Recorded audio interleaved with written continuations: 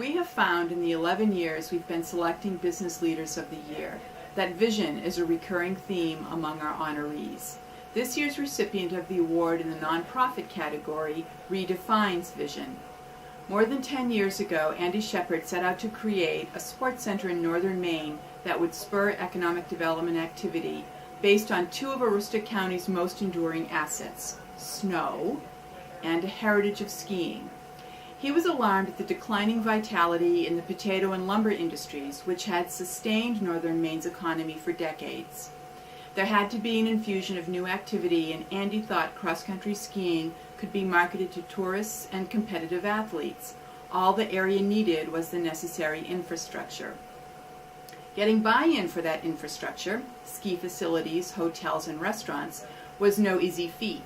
But eventually, with a $25 million donation from the Lieber Foundation and a legion of volunteers, the nonprofit Maine Winter Sports Center opened in 1999. Since then, Andy has carefully built the center's reputation for hosting international ski events, starting in 2003 and culminating last year by landing its second Biathlon World Cup.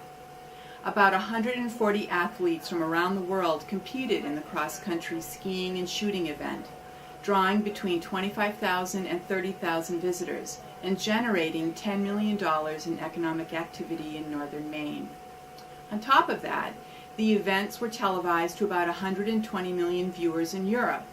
One of my favorite anecdotes around this exposure involves Andy's son, Walt, a biathlete who was wearing a Maine Winter Sports Center parka in Siberia.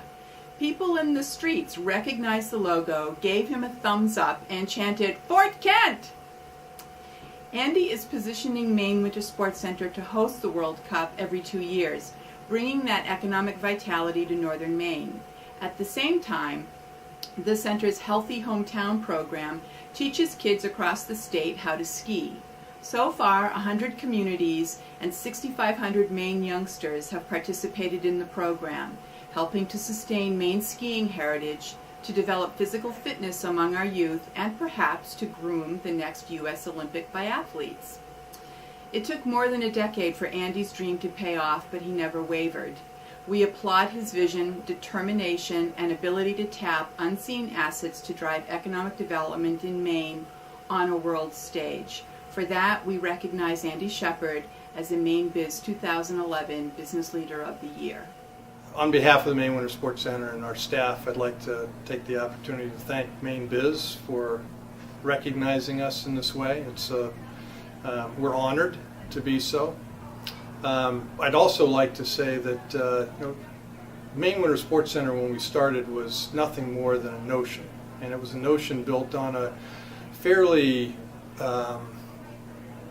lofty principle that we could use the obscure sport of biathlon to try and make a difference in the economy of Maine.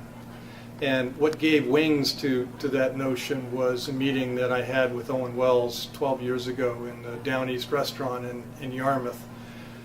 Since that time, Owen really has walked hand in hand with us, giving us his vision, his support, has challenged us along the way a number of times. People focus on the fact that we've gotten $25 million, and that is a most remarkable contribution that only the Lieber Foundation would have been capable of giving us. But what's not recognized enough is the single-minded support and remarkable support of Owen Wells. He's going to retire at the end of this year. I suspect that we won't be seeing him on golf courses, but in fact we'll probably be seeing him in boardrooms and business meetings around the state, continuing to make a difference as he has over his 20-year career. But we're all blessed to have Owen and the Lieber Foundation in Maine, and I know that Maine Winter Sports Center and our staff and volunteers and the people that we work with all feel that way as well.